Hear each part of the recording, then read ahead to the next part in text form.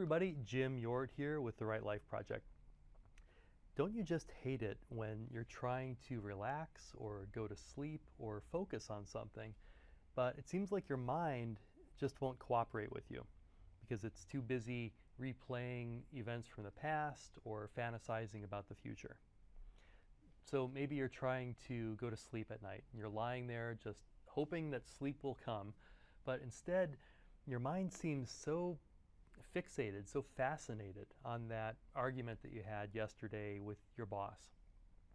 And it replays that argument over and over again, thinking about the things that you could have said, or maybe the things that your boss said that hurt your feelings. Or maybe your mind is going even further back to some painful event from your childhood. Or perhaps it's going to the future, about that deadline that you have coming up in a month or two that might cause you a problem. And so you find yourself kind of constructing these alternate universes of different futures and the way they might play out, and then what you would do if they played out this way or that way, etc. And it can be crazy making, right? When you're just trying to get some sleep. So one of the things I recommend for people is to practice mindfulness meditation for some reasons that I'll talk about in a minute. But the thing is that this can happen even when you're practicing mindfulness meditation. And it can be crazy making then too, when you just want your mind to be quiet. And it's easy in these situations to come away with this sense that your mind, or at least that part of your mind, the wandering mind, is out to get you in some way. It's like an adversary that you need to defeat so that you can have peace of mind. But I think it's really important to reframe that mental activity and to understand that that part of your mind, your wandering mind, isn't an adversary at all. It's actually trying to help you. So in those examples I gave, when you're revisiting that argument from yesterday, what your wandering mind is probably trying to do is something like, maybe help you understand how to stand up for yourself better next time. So maybe it has to do with boundaries and what you can learn from that argument about boundaries moving forward. Or maybe you said something that hurt the other person's feelings, and so you feel bad about that and you'd like to be wiser next time. And so it's going back, it doesn't like feeling unwise or hurting people, and it wants to figure out how to do better next time. Or if it's going to that painful event from your childhood over and over again, could be that there's an unhealed wound there, but it's left a mark in some way, and what your wandering mind is probably trying to do is to keep you from ever having to experience that kind of pain again. Likewise, when it's going to the future about problems that may or may not come up and then what you might do when those happen, it's trying to help you avoid pitfalls, right? So I think this is really important because although, look, there are some real costs to having your mind wandering in this way. For one, the more moments that you spend in fantasy, whether it's fantasy about the past or the future, the fewer moments you're spending here in the present moment where your life is actually unfolding.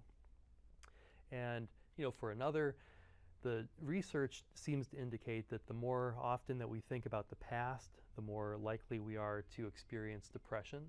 And the more we think about the future, the more prone to anxiety that we are.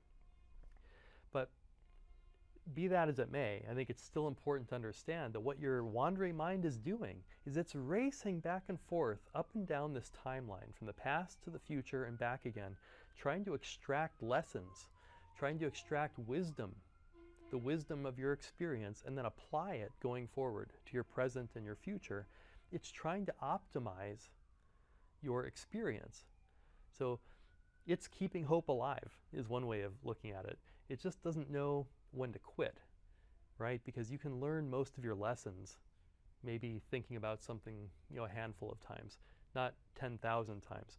After a certain point, we can end up sort of re-traumatizing ourselves and having some of those negative outcomes that I mentioned a minute ago.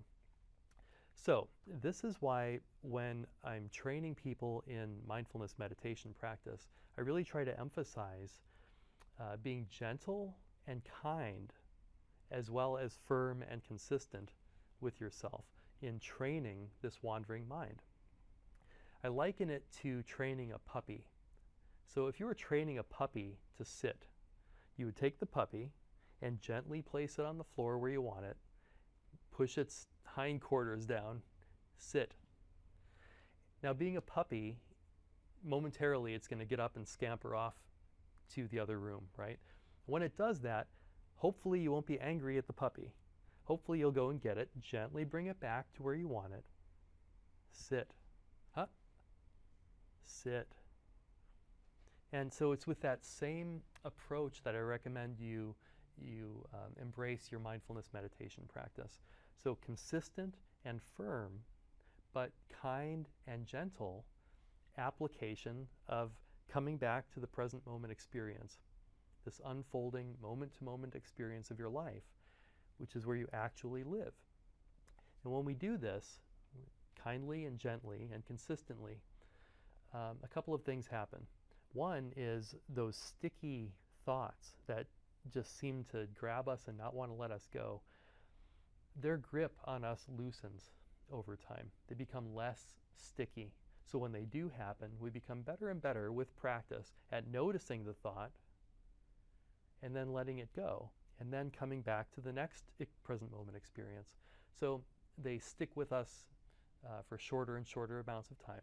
And second, what happens is with time, with practice, our mind settles into a state of calm, or more calm anyway, and produces a lower volume of thoughts.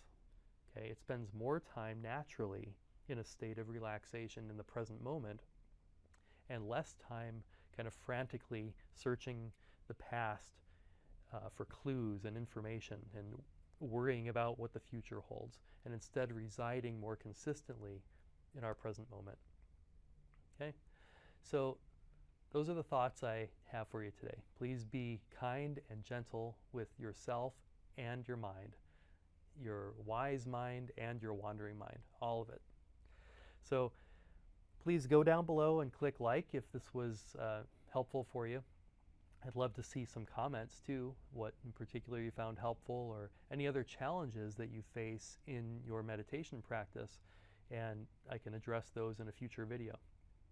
Also, if you know someone who's practicing mindfulness meditation, or they're trying to, but they're feeling discouraged about it, and they feel like they aren't getting it right, or they just can't have a quiet mind to save their soul, try sharing this video with them and see if it helps. Okay? Also, you please visit my website at rightlifeproject.com, and there you can find some free guided meditations for you to put these principles into action right away. So in fact, you could head over right now and get a meditation in. So thank you again for joining me, and I will look forward to speaking with you next time, and best of luck on your journey to thriving from the inside out. See you next time.